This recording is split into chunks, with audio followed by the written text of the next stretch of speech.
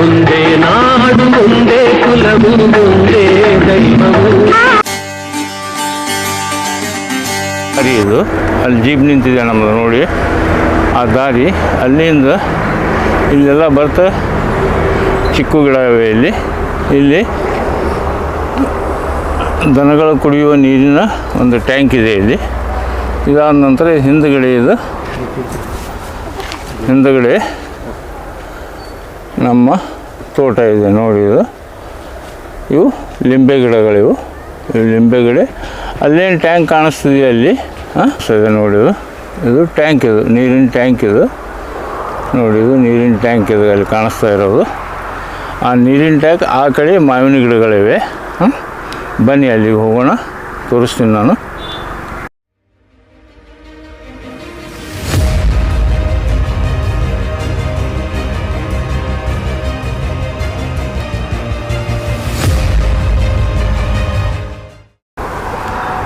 ನೋಡಿ, ಇದು ಎಡಗಡೆ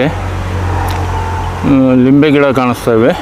ಲಿಂಬೆ ಗಿಡ ಮತ್ತು ಇಲ್ಲಿ ಅತ್ತ ಮಾವಿನ ಗಿಡ, ದೂರದಲ್ಲಿ ಮಾವಿನ ಗಿಡ. ಅಲ್ಲಿ ಹೋಗೋಣ ಈಗ. ಮಾವಿನ ಗಿಡ ಕಾಣಿಸ್ತವೆ. ಮೇನ್ ನಮ್ಮಲ್ಲಿ ಏನಪ್ಪ ಅಂದರೆ, ಈ ಮಂದಿರದ ಸೇವೆ ಮಾಡಿದ ಇಬ್ಬರು ದಂಪತಿಗಳಂದ್ರೆ ನನ್ನ ತಂದೆ ಮತ್ತು ನನ್ನ ತಾಯಿ. ಇದು ನೋಡಿ ಅವ್ರ ಸಮಾಧಿ. ಇದು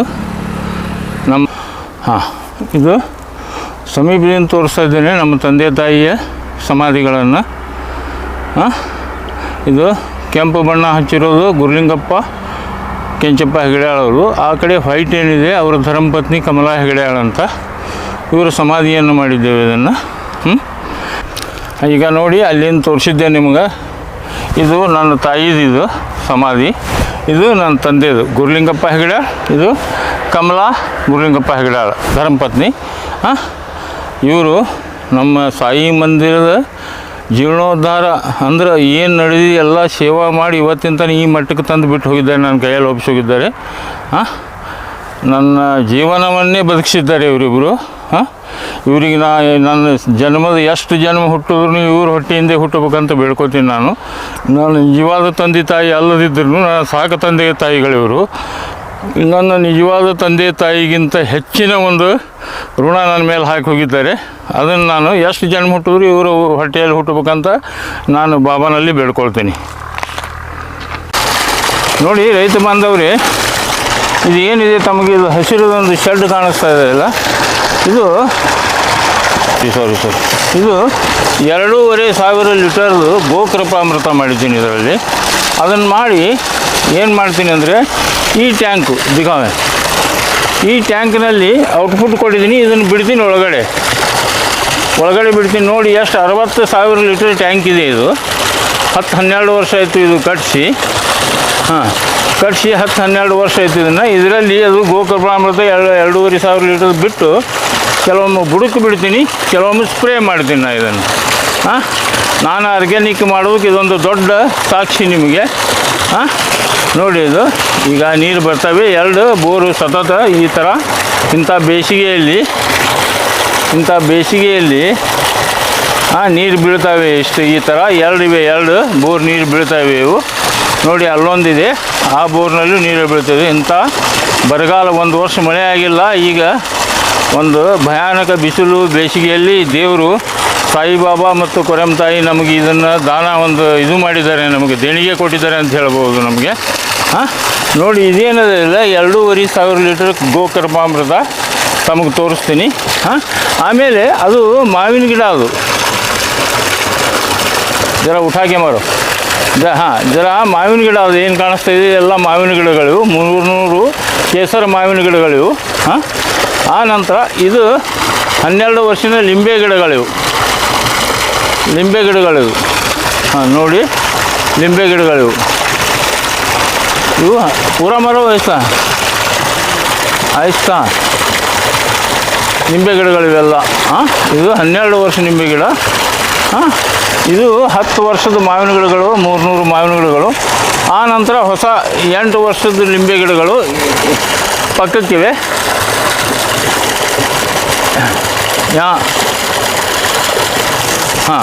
ये ಪಕ್ಕಕ್ಕಿವೆ ಇವು ಇದು 8 ವರ್ಷದ ಲಿಂಬೆಗಳ ಅದು ಇದು ಮಾವಿನ ಹಣ್ಣು ಇದು. ಹಾಂ, ಬನ್ನಿ ನಿಮಗೆ ಬಂತರು ಅದು. ಇದು ನೋಡಿ, ಇದು 500 ಲೀಟ್ರ್ ಇವು 5 ಕೂಡಿಸಿದ್ದೀನಿ. ಇದರಲ್ಲಿ 2,500 ಗೋಕೃಪಾಮೃತ ಮಾಡ್ತೀನಿ ನಾನು. ಹಾಂ, ಇದನ್ನು ಮಾಡಿ 2 ಹ್ಯಾಂಡಲ್ ಇವೆ ಅಲ್ಲಿ ಸತತ ತಿರುಗಲಿಕ್ಕೆ 2 ಹ್ಯಾಂಡಲ್ ಮಾಡಿಸಿದ್ದೀನಿ ಇದನ್ನು. ಹಾಂ, ನಮ್ಮ ಹುಡುಗ ಅದನ್ನು ತಿರುಗ್ತಾನೆ ದಿನಾಲು. ಹಾಂ, ಅದು ಸ್ವಲ್ಪ ತಿರುಗಿ ತೋರಿಸೋ ನೋಡಿ.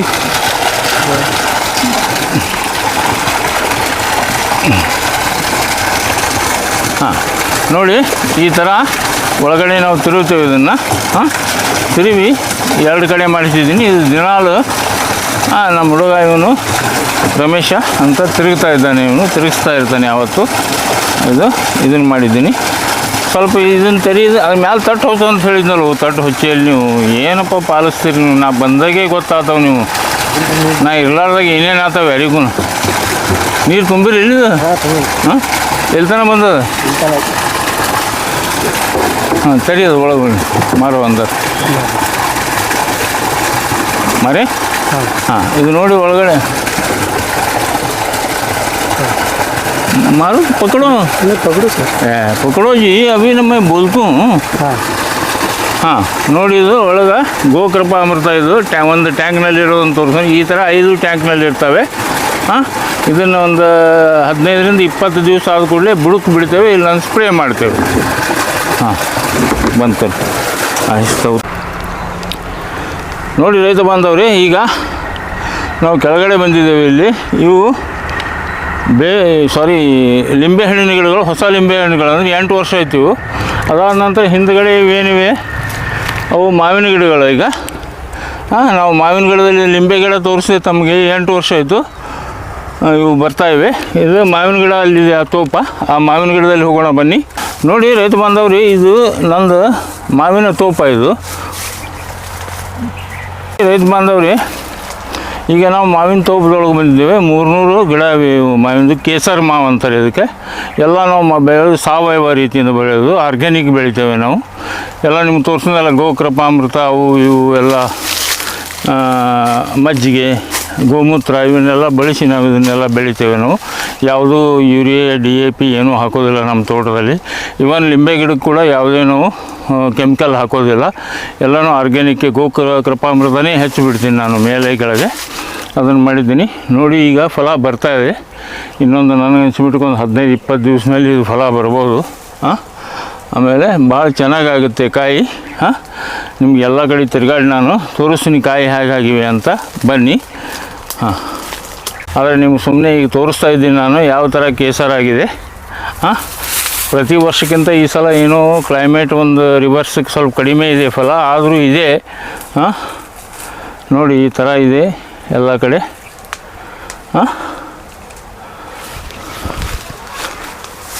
ಬಸ್ ರೈತ ಬಾಂಧವರು, ಇದು ಒಳಗಡೆ ನಮ್ಮ ಮಾವಿನ ತೋಪದಲ್ಲಿ ಮಧ್ಯದಲ್ಲಿ ಹೋಗಿ ನಾವು ಈಗ ತೋರಿಸ್ತಾ ಇದ್ದೀವಿ ನಿಮಗೆ. ಮಾವಿನ ಹಣ್ಣು ಯಾವ ಥರ ಇವೆ ಎಲ್ಲನೂ ಗಿಡ ತೆಗಿಯೋಕ್ಕಾಗಲ್ಲ. ಮಧ್ಯದಲ್ಲಿ ಕೆಲವೊಂದು ಗಿಡದ ಬಗ್ಗೆ ನಮಗೆ ತೋರಿಸ್ತಾ ಇದ್ದೀವಿ ತಾವು. ನೋಡಿ ಈ ಥರ.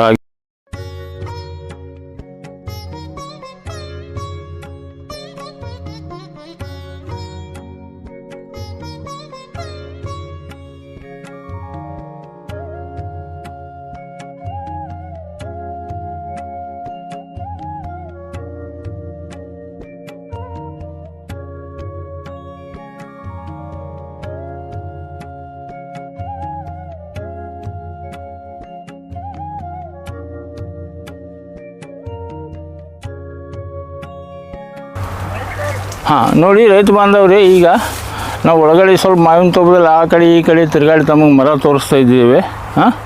ಇವೆಲ್ಲ ಆರ್ಗ್ಯಾನಿಕ್ ನಾವು ಮಾಡೋ ಸಾವಯವ ರೀತಿಯಿಂದ. ಕೇಸರ್ ಮಾವು ಅಂತ ಭಾಳ ಡಿಮಾಂಡ್ ಇದೆ ನಮ್ಮ ಬಿಜಾಪುರದಲ್ಲಿ. ಇದು ಸ್ಟಾಕ್ ಸಾಲೋದಿಲ್ಲ, ಜನರಿಗೆ ಅಡ್ವಾನ್ಸ್ ಬುಕ್ಕಿಂಗ್ ಇರ್ತವೆ, ಮತ್ತು ಬಂದ ಮೇಲೆ ಸ್ಟಾಕ್ ಸಾಲೋದಿಲ್ಲ, ಎಲ್ಲರಿಗೂ ಕೊಡೋಕ್ಕಾಗಲ್ಲ. ದಯಮಾಡಿ ಕ್ಷಮೆ ಕೇಳ್ತೀನಿ ನಾನು ಎಲ್ಲ ಕಸ್ಟಮರ್ ಹತ್ರ. ಇಷ್ಟೇ ನಾನು ಇದನ್ನು ಮಾಡಿದ್ದೀನಿ, ಇಷ್ಟೇ ಸಪ್ಲೈ ಮಾಡ್ತೀನಿ ನಾನು.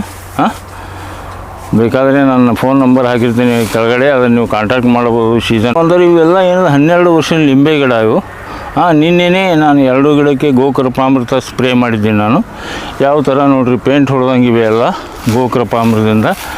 ಒಳಗಡೆ ಏನು ನಾ ಹಲಸಿನ ಹಣ್ಣು ಹಚ್ಚಿದ್ದೀನಿ ಕೆಲವೊಂದು. ಹಾಂ, ಇಲ್ಲಿ ನೋಡಿ ಇವು ಹಲಸಿನ ಹಣ್ಣಿನ ಗಿಡ ಇವೆ. ಹಾಂ, ಊಂಚಾಲೆ ವಯಸ್ಸ. ಹಾಂ, ಇವು ಹಲಸಿನ ಹಣ್ಣಿನ ಗಿಡ.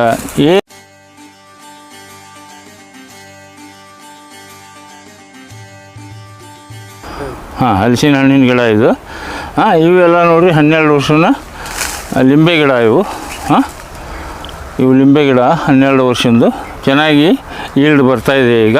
ಹಾಂ ಹಾಂ, ನೋಡಿ ರೈತ ಬಂದವರು ಈಗ ಮಧ್ಯದಲ್ಲಿ ಲಿಂಬೆ ಗಿಡದ ಮಧ್ಯದಲ್ಲಿ ಬಂದಿದ್ದೆವು. ಈ ಥರ ಇವೆ ಗಿಡ ನಮ್ಮಲ್ಲಿ. ಇದೆಲ್ಲ ಗೋಕೃಪಾಮೃತದ ಮಹಿಮೆ ಇದು. ನಾನೆಲ್ಲ ಬುಡಕ್ಕೆ ಬಿಡ್ತೀನಿ, ಒಮ್ಮೆ ಏನಿದೆ ಮೇಲ್ಗಡೆ ಸ್ಪ್ರೇ ಮಾಡ್ತೀನಿ. ಅದರದ್ದೇ ಮಹಿಮಾ ಅಂತ ಹೇಳ್ಬೋದು ನಾನು ಗೋಕೃಪಾಮೃತದ್ದು. ತಾವು ಮಾಡ್ಬೋದು ಇದನ್ನು ಟೆಸ್ಟ್ ಮಾಡಿ. ಓಕೆ, ನೋಡಿರಿ ಇದು ಬಂದವ್ರೆ, ಇದು ಮತ್ತು ಈ ಕಡೆ ತಂದಿದ್ದೀನಿ ನಾನು. ಇದು 200 ಹಳೆ ಲಿಂಬೆ ಗಿಡಗಳನ್ನು ತೋರ್ಸೋಕ್ಕೆ. ಭಾಳ ಬಿಸಿಲಿದೆ. ಈ ಬಿಸಿಲಲ್ಲಿ ತಿರುಗಾಡಿ ನಾವು ಶೂಟಿಂಗ್ ಮಾಡ್ತಾಯಿದ್ದೀವಿ. ಹಾಂ, ನೋಡಿ ಇದು ಗೋಕೃಪಾಮೃತದ ಮಹಿಮೆ ಅಂತ ತೋರಿಸ್ತಾ ಇದ್ದೀನಿ ಆ ಗಿಡಗಳನ್ನು. ತಾವು ಮಾಡಬಹುದು ಇದನ್ನು. ನೋಡಿ ರೈತ ಬಂದವರು, ಈಗ ನಾವಿಲ್ಲಿ ಲಾಸ್ಟ್ ಬಂದಿದ್ದೀವಿ ಲಿಂಬೆ ಗಿಡಕ್ಕೆ. ಇದು ಲಿಂಬೆ ಗಿಡ. ಇದು ಲಾಸ್ಟ್ ಎಡ್ಜ್ ಅಂದರೆ ಇದು ಫೆಂಚ್ ಕಡೆ ಇದೆ. ಇದು ಆ ಫೆಂಚಿಗೆ ನಾವೇನು ಮಾಡಿದ್ದೇವೆ ಅಂದರೆ ಅಲ್ಲಿ ಕೆಲವೊಂದು 80-100 ಚಿಕ್ಕು ಸಪೋಟ ಗಿಡ ಹಾಕಿದ್ದೇವೆ. ಸಿಕ್ಕಾಪಟ್ಟೆ ಸಪೋರ್ಟ್ ಆಗ್ತಾಯಿವೆ. ನಾವು ಇದನ್ನು ಮಾರಾಟ ಮಾಡೋದಿಲ್ಲ, ಎಲ್ಲ ಫ್ರೆಂಡ್ಸ್ಗೆ ಇವರಿಗೆ ಕೊಡ್ತೇವೆ. ನಾವು ಇದನ್ನು ತಿನ್ನೋಕ್ಕೆ, ಜನರು ತಿನ್ನೋ ಸಂಬಂಧ ಹಾಕಿದ್ದೇವೆ. ಇದನ್ನು ಯಾರಾದರೂ ಬಂದು ಚಿಕ್ಕು ತಿನ್ಬೋದು, ಸಾಕಾಗಷ್ಟು. ಮನೆಗೆ ಒಯ್ಲಿಕ್ಕಲ್ಲ, ಸಾಕಷ್ಟು ತಿನ್ಬೋದು ತಾವು ಚಿಕ್ಕು ಹಣ್ಣು. ಸಕ್ಕರೆ ತಿಂದು ಹಾಕಿದೆ ನಮ್ಮ ಹಣ್ಣು ಇದು. ನೋಡಿ, ಇದೆಲ್ಲ ಸಪೋಟ ಚಿಕ್ಕು ಹಾಕಿದ್ದೇವೆ ಫೆಂಚ್ಗೆ. ಅಲ್ಲಿ ಬೇಲಿ ಹಾಕಿದ್ದೇವೆ ನಾವು ಲಾಸ್ಟಕ್ಕೆಲ್ಲ. ಬೇಲಿ ಫೆಂಚ್ 4 ಕಡೆ ಬೇಲಿ ಹಾಕಿದ್ದೇವೆ, ಸುತ್ತ ಯಾರೂ ಒಳಗಡೆ ಬರಬಾರ್ದು ಅಂಥೇಳಿ. ಹಾಂ, ಓಕೆ, ಡನ್. ಹಾಂ, ನೋಡಿ ರೈತ ಬಂದವರೇ, ನಮ್ಮ ಔಷಧಕ್ಕಾಗಿ ಗೋಕೃಪಾಮೃತ, ಗೋಮೂತ್ರ, ನಾವೇನು ಹೆಂಡೆ ಇವೆ, ಈ ಒಂದು ಆಕಳನ್ನು ದಾನ ಕೊಟ್ಟಿದ್ದಾರೆ ಗೋಶಾಲೆಯವರು. ನನ್ನ ಫ್ರೆಂಡ್ ಲಾಲ್ಚಂದ್ ಶೇಟ್ ಅಂತ 2 ಕೊಟ್ಟಿದ್ದರು. ನಮ್ಮಲ್ಲಿ ಮೇವು ಇರಲಾರ್ದಕ್ಕೆ ನಾವೊಂದು ಗೋಶಾಲೆಗೆ ಪರ್ಚ್ ಮಾಡಿದ್ದೆವು. ಒಂದು ಆಕಳಿಗೆ ಒಂದು ಮನೆಯದು ಎಮ್ಮಿದೆ. ಇದಕ್ಕೆ ಮೇವಿಗಾಗಿ ನಾವಲ್ಲಿ ಕಣಿಕೆ ತೊಗೊಂಡಿದ್ದೇವೆ ಮೊನ್ನೆ. ಅಲ್ಲಿ ಬಣಿವೆ ಇದೆ ನೋಡಿ, ಅಲ್ಲಿ ಆ ಬಣಿವೆ ಒಟ್ಟಿದ್ದೇವೆ. ಅದನ್ನು ಖರೀದಿ ಮಾಡಿ ತೊಗೊಂಡಿದ್ದೇವೆ ಮೇವಿನ ಸಲುವಾಗಿ. ಹಾಂ, ರೈಟ್. ಹಾಂ, ನೋಡಿ ರೈತ ಬಾಂಧವರು, ಇವತ್ತು ಬುಧವಾರ. ಬುಧವಾರ ಮತ್ತು ರವಿವಾರ 2 ಲಿಂಬೆಕಾಯಿ ಇದು ಇರ್ತದೆ APMC ಬಿಜಾಪುರನಲ್ಲಿ. ಇವತ್ತು ಲಿಂಬೆಕಾಯಿ ಹರಿದು ನಾವು ಇದನ್ನು ತೊಗೊಂಡು ಹೋಗ್ತಾ ಇದ್ದೀವಿ ಇವತ್ತು. ಬುಧವಾರ ಇವತ್ತು ಮಾರ್ಕೆಟ್ಗೆ ಹೋಗ್ತಾ ಇದ್ದಿದ್ದೇವೆ. ಈ ಥರ ಲಿಂಬೆಹಣ್ಣು ನಮ್ಮಲ್ಲಿ ಇದಾಗುತ್ತೆ. ಇದು ಈಗ ಸ್ವಲ್ಪ ಆಗಿದೆ ಅಂದರೆ ಆಳಿಲ್ಲ, ಹರಿಯೋರಿಲ್ಲ, ನಮ್ಮವರು ಹರಿತಾರೆ ಇಬ್ಬರು ಪತಿ ಪತ್ನಿ. ಆಳು ಸಿಗಲಾರ್ದಕ್ಕೆ ಎಷ್ಟು ಆಗ್ತಾ ಅಷ್ಟು ಹರಿ ಅಂತ ಹೇಳಿದ್ದೆವು. ಇಷ್ಟು ಹೋಗ್ತಾಯಿದೆ. ಇದನ್ನೇನದಲ್ಲ ನಾವು ಇದನ್ನು ಮಾರ್ಕೆಟ್ಗೆ ಒಯ್ತೇವೆ ಈ ಸದ್ದ. ಸ್ಟಾಪ್. ನೋಡಿ ರೈತ ಬಾಂಧವ್ರಿ, ಇದು ಮಜ್ಜಿಗೆ ಈ ಡ್ರಮ್ನಲ್ಲಿ ಹಾಕಿ ಅದರೊಳಗೆ ತಾಮ್ರದ ಎಲ್ಲ ಏನಿವೆ ಬಾಂಡಿ ಅದನ್ನು ಹಾಕ್ತೇವೆ ತಾಮ್ರದ ಒಳಗಡೆ. ಅದು 1 ತಿಂಗಳಾನುಗಟ್ಟಲೆ ಇಟ್ಟು ಈಗ ನಿನ್ನೆ ಸ್ಪ್ರೇ ಮಾಡಿದ್ದೇವೆ ನಾವು. ಇದು ಮಜ್ಜಿಗೆಯಲ್ಲಿ ತಾಮ್ರ ಹಾಕಿ ಇದನ್ನು ವಿಷ ಮಾಡ್ತೇವೆ. ವಿಷ ಮಾಡಿ ಇದನ್ನು ತಿರುಗಾಡೋದು. ವಿಷ ಮಾಡಿ ಇದನ್ನು ಏನದ ನಿನ್ನೆನೇ ಇದನ್ನು ಬೆಳೆಗಳಿಗೆ, ಲಿಂಬೆ ಗಿಡಕ್ಕೆ, ಮಾವಿನ ಗಿಡಕ್ಕೆ ಸ್ಪ್ರೇ ಮಾಡಿದ್ದೇವೆ. ಎಲ್ಲ ಅರ್ಧ ಆಗಿದೆ. ಇದು ಮತ್ತು ಇದರಲ್ಲಿ ಇನ್ನೂ ಮಜ್ಜಿಗೆ ಹಾಕಿ ನಾವು 1 ತಿಂಗಳಗಟ್ಟಲೆ ಇಡ್ತೇವೆ ಇದನ್ನು. ಇದು ಮಜ್ಜಿಗೆ ಮತ್ತು ತಾಮ್ರ ಬಾಂಡೆ ಹಾಕಿತ್ತು ಕಟ್ಕೊಂಡು. ನೋಡಿ ಅದು ಬಂದವರು, ಇದನ್ನು 2 ಡ್ರಮ್ಮು ಪಂಚಗವ್ಯ ಅಂತ ಮಾಡಿದ್ದೇವೆ. ಅಂದ್ರೆ ಆಕಳದ 5 ಪದಾರ್ಥಗಳನ್ನು, ಸಗಣಿ, ಮೂತ್ರ, ಹಾಲು, ಮೊಸರು, ತುಪ್ಪ, ಜೇನುತುಪ್ಪ, ಬಾಳೆಹಣ್ಣು ಇವೆಲ್ಲ ಕೂಡಿಸಿ ಇದನ್ನು ಪಂಚಗವ್ಯ ಅಂತ ಮಾಡ್ತೇವೆ. ಇದನ್ನು ಪಂಚಗವ್ಯ ನಿನ್ನೆ ಇದೊಂದು ಡ್ರಮ್ಮ ನಾವು ಸ್ಪ್ರೇ ಮಾಡಿದ್ದೇವೆ. ಈಗ ಇದನ್ನು ಅರ್ಧ ಡ್ರಮ್ ಉಳಿದಿದೆ, ಅದು ಫುಲ್ ಡ್ರಮ್ ಉಳಿದಿದೆ. ಇದನ್ನು ನಾವು ಮತ್ತೆ ಸ್ಪ್ರೇ ಮಾಡ್ತೇವೆ. ಇದು ಪಂಚಗವ್ಯ ಅಂತಾರೆ. ಯಾಕಂದರೆ ರೈತರು ನನಗೆ ಕೇಳ್ತಾ ಇದ್ದಾರೆ ನೀವು ಕ್ವಶನ, ನೀವು ಸಾವಯವ ಏನು ಮಾಡ್ತೀರಿ ಅಂತ ತಮಗೆ ತೋರಿಸಿದ್ದೀನಿ ನಾನು. ಗೋಕೃಪಾಮೃತ ಯೂಸ್ ಮಾಡ್ತೀನಿ, ಪಂಚಗವ್ಯ ಯೂಸ್ ಮಾಡ್ತೀನಿ, ಮತ್ತು ಈ ಮಜ್ಜಿಗೆಯಲ್ಲಿ ತಾಮ್ರದ್ದು ಇದನ್ನು ಹಾಕಿ ಅದು ವಿಷ ಮಾಡಿ ಅದನ್ನು ಹುಳ ಸಾಯಿಲೆ ಅಂತ ಅದನ್ನು ಹೊಡಿತೀನಿ. ಗೋಮೂತ್ರ ಇವೆ ಸಿಕ್ಕಾಪಟ್ಟೆ. ಇದು ಪ್ರತಿ ತಿಂಗಳಿಗೆ 150ರಿಂದ 200 ಲೀಟರ್ ಮಜ್ಜಿಗೆಯನ್ನು ನಾನು ಬಳಸ್ತೀನಿ ಅಂತಂದು ಇಲ್ಲಿ ಬೆಳೆಗಳಿಗೆ. ಅದು ಬಿಟ್ಟರೆ ಯಾವ ಕೆಮಿಕಲ್ಲು ಯಾವ ಇದನ್ನು ನಾನು ಬಳಸೋದಿಲ್ಲ. ಬೇಕಾದರೆ ತಾವು ಬಂದು ಪರೀಕ್ಷೆ ಮಾಡಬಹುದು. ನಮಸ್ಕಾರ.